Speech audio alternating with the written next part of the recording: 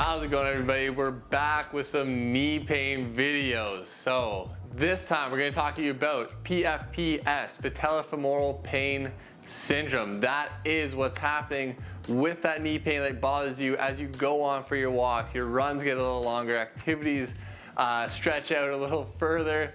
We've also got this kind of symptom if we're sitting for a long time. So this is something that can creep up on us if we're sitting at the office, if we're watching a movie, if we're just watching sports, if we're sitting on a long car ride. We go to get up after those long periods of sitting down, we get that sharp knee pain on the outside of our leg. That can also be that PFPS. So what's happening? Basically, we have three main bones that are going to play a factor in that knee. Obviously, we have our big femur, big bone in the thigh that's coming down from the top, splitting into two condyles as it meets the knee. Then we've got coming up from the bottom, that tibia, which is the big bone in our lower leg.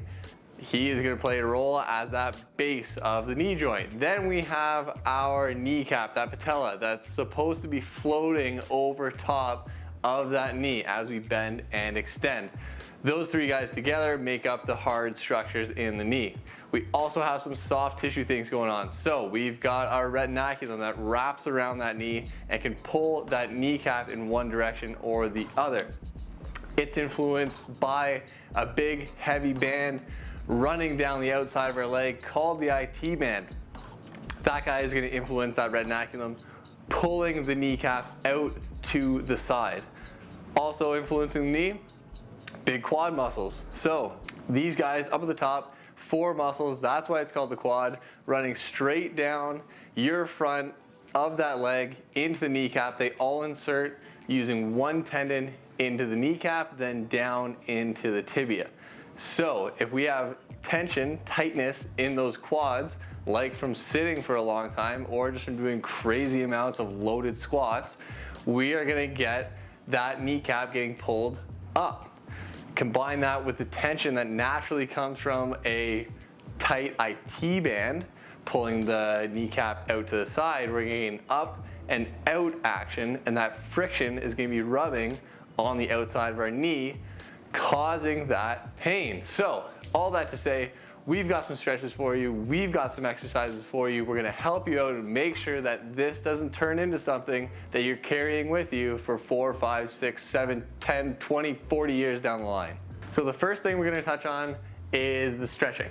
So what we're going to do is, we talked about that quad being involved in yanking that kneecap straight up towards the hip. It's also involved in the tension on that IT band as that outside quad muscle interlaces with the IT and can add to some of that tension that's pulling you out as well. So to stretch, we're going to start with a side lying stretch where we're going to be lying on the opposite side of the leg that we're stretching. So if I'm stretching my right, I'm going to be laying on my left. I'm going to be pulling my heel towards my bum and pushing my hips forward to get that deep stretch through the hip flexors and into the belly of that quad. If that's too simple for us, we're going to involve a couch stretch where we're going to be up on one knee, having our chest nice and high, the top of our foot on the pillows of the couch, and we're going to, same thing, exaggerate that hip push forward to extend that hip, get that stretch in the hip flexor and deep into the muscle belly of the quad. We can add even an arm raise into that exercise to lengthen that entire lateral chain. These are the go-to stretches for our quad tension relaxation. Now let's move on to our strengthening. So what we're going to focus on with the strength is in the butt. So we're going to do some glute work to help align our knee so we're not getting that rubbing. When the glutes are weak, that condyle that we were talking about, the split from the femur, turns inside and we get the rubbing on the outside of our knee. If we strengthen our glutes, that femur turns and we can allow that smooth transition of the kneecap. So we're going to do this by doing some glute bridges. It means we're going to lie flat on our back. We're going to have our knees raised, feet flat on the ground. So nice knee bend, feet flat on the ground. Core is going to be tight and engaged. Then we're going to squeeze those glutes together and drive our hips up towards the ceiling. Pause at the top, slowly release down, and from there, we're gonna relax, then tense up again and do another set. So everything is nice and under control. We're not rushing through the exercise. It's all about maintaining a nice, stable base.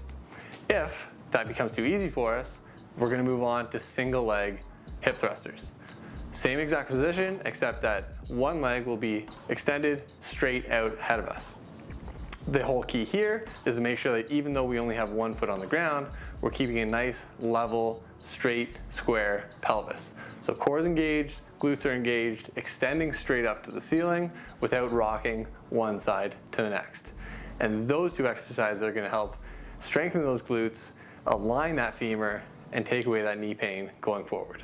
All right, everybody, so there you go. Nice and simple explanation of what PFPS is, how you guys can help yourselves out with some stretches, some strengthening exercises to make sure that this isn't a condition that follows you around for months and years at a time.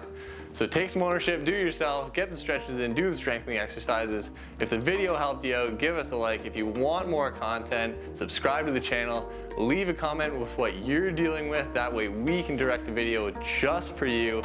And as always, guys, it's up to you. Help yourselves out, take some ownership, have some fun.